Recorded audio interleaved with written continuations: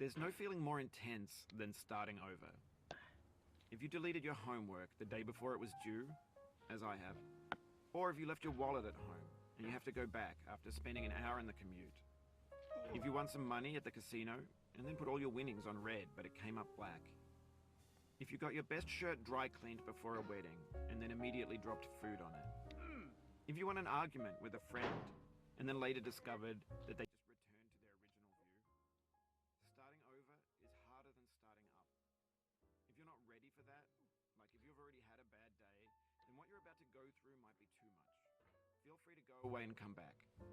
I'll be here. Alright, thanks for coming with me on this trip. I'll understand if you have to take a break at any point. Just find a safe place to stop and quit the game. And don't worry, I'll save your progress, always, even your mistakes.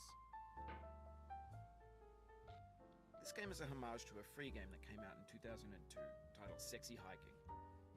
The author of that game was Jazuo, a mysterious Czech designer who was known at the time as the father of B games. And B games are rough assemblages of found objects. Designers slap them together very quickly and freely, and they're often too rough and unfriendly to gain much of a following. They're built more for the joy of building them than as polished products. In a certain way, Sexy Hiking is the perfect embodiment of a B game. It's built almost entirely out of found and recycled parts, and it's one of the most unusual and unfriendly games of its time. In it, your task is simply to drag yourself up a mountain with a hammer. And that act of climbing, in the digital world or in real life, has certain essential properties that give the game its flavor. No amount of forward progress is guaranteed. Some cliffs are too sheer or too slippery. And the player is constantly, unremittingly in danger of falling and losing everything. Anyway, when you start Sexy Hiking, you're standing next to this dead tree that blocks the way to the entire rest of the game. It might take you an hour to get over that tree, and a lot of people never got past it. You prod and you poke at it, exploring the limits of your reach and your strength, trying to find a way up and over. And there's a sense of truth in that lack of compromise. Most obstacles in video game worlds are fake.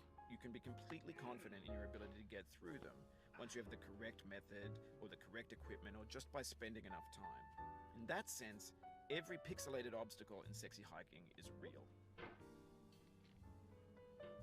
The obstacles in Sexy Hiking are unyielding, and that makes the game uniquely frustrating. But I'm not sure Jazuo intended to make a frustrating game. The frustration is just essential to the act of climbing, and it's authentic to the process of building a game about climbing. A funny thing happened to me as I was building this mountain. I'd have an idea for a new obstacle, and I'd build it, test it, and it would usually turn out to be unreasonably hard. But I couldn't bring myself to make it easier. It already felt like my inability to get past the new obstacle was my fault as a player rather than as a builder. Imaginary mountains build themselves from our efforts to climb them, and it's our repeated attempts to reach the summit that turns those mountains into something real. When you're building a video game world, you're building with ideas, and that can be like working with quickset cement. You mold your ideas into a certain shape that can be played with, and in the process of playing with them, they begin to harden and set until they're immutable, like rock. And at that point, you can't change the world, not without breaking it into pieces and starting fresh with new ideas. For years now, people have been predicting that games would soon be made out of prefabricated objects, bought in a store and assembled into a world. And for the most part, that hasn't happened, because the objects in the stores are trash. I don't mean they look bad or that they're badly made, although a lot of them are. I mean they're trash in the way that food becomes trash as soon as you put it in the sink. Things are made to be consumed and used in a certain context, and once the moment is gone, they transform into garbage. In the context of technology, those moments pass by in seconds. Over time, we've poured more and more refuse into this vast digital landfill that we call the internet. It now vastly outnumbers and outweighs the things that are fresh and untainted and unused. When everything around us is cultural trash, trash becomes the new medium, the lingua franca of the digital age. And you can build culture out of trash, but only trash culture. B games, B movies, B music, B philosophy. Maybe this is what digital culture is. A monstrous mountain of trash, the ash heap of creativity's fountain. A landfill with everything we ever thought of in it. Grand, infinite, and unsorted. There's 3D models of breakfast, Gen X's fanfic novels, scan magazines, green screen Shia LaBeouf, banned snuff scenes on LiveLeak. Facebook's got lifelike bots with unbranded adverts and candid shots of Kanye and Taylor Swift mashups, car crash epic failed GIFs, Russian dashcam vids, discussions of McRibs, discarded, forgotten, unrecycled, muddled, rotten, untitled. Everything's fresh for about 6 seconds, until some newer thing beckons, and we hit refresh. And there's years of persevering, disappearing into the pile, out of style, out of sight. In this context, it's tempting to make friendly content that's gentle, that lets you churn through it but not earn it. Why make something demanding if it just gets piled up in the landfill, filed in with the bland things? When games were new, they wanted a lot from you. Daunting you, taunting you, resetting and delaying you. Players played stoically. Now everyone's turned off by that. They want to burn through it quickly. A quick fix for the fickle. Some tricks for the clicks of the feckless. But that's not you. You're an acrobat. You could swallow a baseball bat. Now I know, most likely you're watching this on YouTube or Twitch, while some dude with 10 million views does it for you. Like a baby bird being fed chewed up food. That's culture too. But on the off chance that you're playing this, what I'm saying is, trash is disposable, but maybe it doesn't have to be approachable. What's the feeling like? Are you stressed? I guess you don't hate it if you got this far. Feeling frustrated? It's underrated. An orange is sweet, juicy fruit locked inside a bitter peel. That's not how I feel about a challenge. I only want the bitterness. It's coffee. It's grapefruit. It's licorice.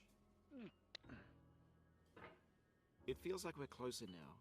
Composer and climber, designer and user. You could have refused, but you didn't. There was something in you that was hidden, that chose to continue. It means a lot to me that you've come this far, endured this much. Every wisecrack, every insensitivity, every setback you've forgiven me is a kingly gift that you've given me. We have the same taste, you and I. It's not ambition, it's ambition's opposite. An obdurate mission to taste defeat. You'll feel bad if you win, so I put this snake in for you. Have you thought about who you are in this? Are you the man in the pot, Diogenes? Are you his hand? Are you the top of his hammer? I think not. Where your hand moves, the hammer may not follow, nor the man, nor the man's hand. In this you're his will, his intent, the embodied resolve in his uphill ascent. Now, you've conquered the ice cliff, the platforms, the church, and the rectory, the living room and the factory, the playground, the construction site, the granite rocks, and the lakeside. You've learned to hike. There's no way left to go but up, and in a moment I'll shut up. But let me say, I'm glad you came.